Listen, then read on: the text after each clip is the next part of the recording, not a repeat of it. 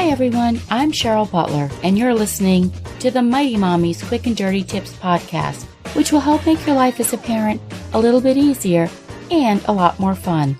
Welcome. This is episode number 304 called How Can a Parenting Co-op Improve Your Life? I'm excited to share some time and money-saving ways that joining a parenting co-op has really benefited my family, and I want to share these with you, so I'm glad you can join me today. For the majority of my parenting life, I was a stay-at-home mom. Don't get me wrong, I'm not complaining. After 6 years of infertility, I was finally a mother, and that's why taking care of 8 kids full-time didn't seem like too high a price to pay. Of course, it wasn't all sunshine and roses. I experienced many moments when parenting was a grind, and still do.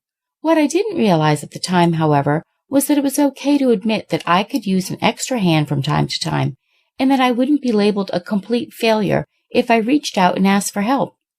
Fast forward to this past year, when I went back to work full-time after being at home with my kids for nearly 15 years.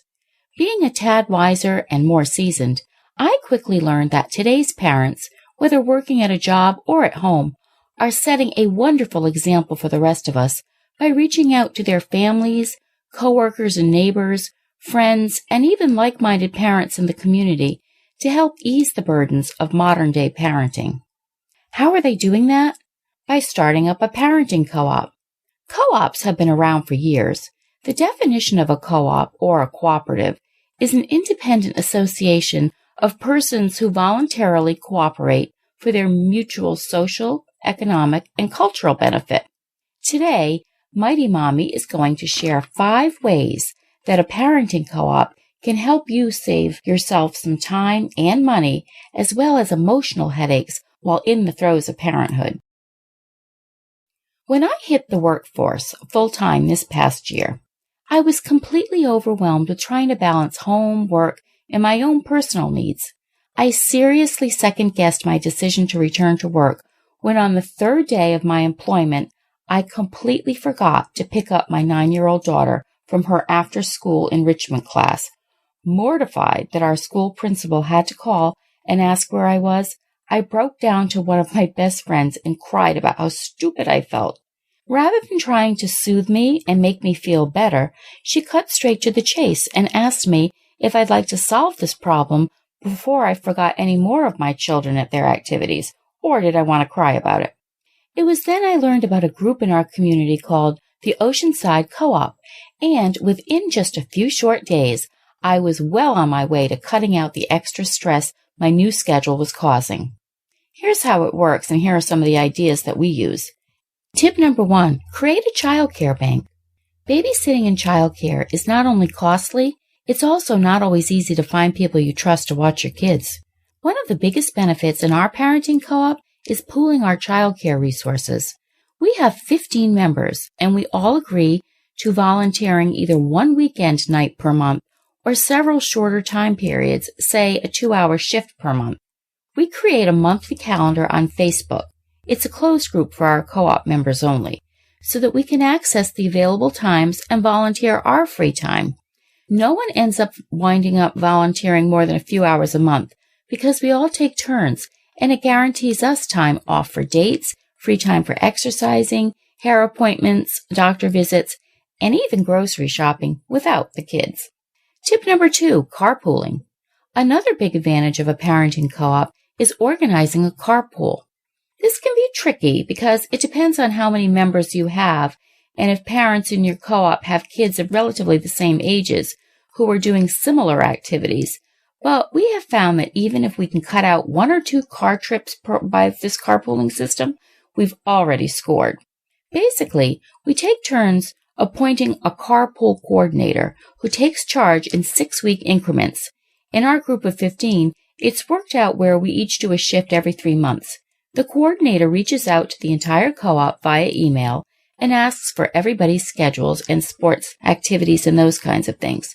The coordinator then plugs in the similar sports and activities by days and location and works out a schedule for the rest of us to follow. Most of the time, we all luck out and get at least 2 to 3 carpools off our schedules per week. We all save on gas, wear and tear on the car, and above all, we save some of our precious time. Tip number 3, meals on wheels. Although I've been following a menu plan for my large family for years now, I have to be honest, it was much easier to pull off when I was at home during the day to prepare and cook the meals I had planned out for the week. Once I was back at work and not returning home until well after 6 p.m., I was not as eager to stick to my meal plan because, quite frankly, I didn't really feel like getting out of my work wardrobe, never mind cooking dinner. Even the parents in our co-op who are at home during the day don't always feel like making a homemade dinner. So once a month, our group devotes a day to cooking up 3 extra batches of a favorite casserole or meatballs, a lasagna, burritos, whatever we're in the mood to make, and then we make sure everyone in the co-op gets at least 3 meals to freeze for a night when we just don't feel like cooking. And we have several foodies in our group that go the extra mile when preparing meals, which gives our taste buds a real treat. And this year, we're even going to do a cookie swap for the holidays. Tip number 4, clothing and home decor swaps. Twice a year, summer and winter, our co-op has a clothing purge. We go through our kids' and our own closets and gather items that we don't wear any longer. This may seem a bit old-fashioned, but we break out some wine and appetizers, and we really have fun swapping clothes. What we don't want gets donated, and we all end up with a few things we're happy to add to our wardrobes or our kids. And we don't stop with the clothing either. We also swap drapes, table linens, vases, and other home decor items that we've just become tired of. This past summer, I landed a beautiful bookcase that one of our group didn't want any longer because she just had built-ins installed in her family room. Tip number 5, service swaps. One of my favorite parts of our parenting co-op is our service swaps. Basically, we take turns running errands for one another, such as picking up milk, going to the post office, dropping off library books, or even lending our car for a few hours if someone has theirs in the shop. I've found this invaluable since I returned to work full-time because it's not always easy getting to the post office to mail a package during the day or even getting to the pharmacy to pick up a prescription. I might go a few weeks without needing to ask for help in this area, but when I do, there's always someone in our group I can count on. And because I have the opportunity to return the favor, it feels satisfying to know we can lean on each other and not carry some of these little burdens all alone. And not only that, our kids are witnessing how this works. So hopefully, they're learning the importance of how people can work together to make a positive difference for the greater good without exchanging money. Do you exchange any parenting services with friends and family in your community? How has a parenting co-op benefited your life? Share your thoughts in the comments section at quickanddirtytips.com/mighty-mommy, or post your ideas on the Mighty Mommy Facebook page, or you can email me at mommy@quickanddirtytips.com. Thanks for listening, and until next time, happy parenting!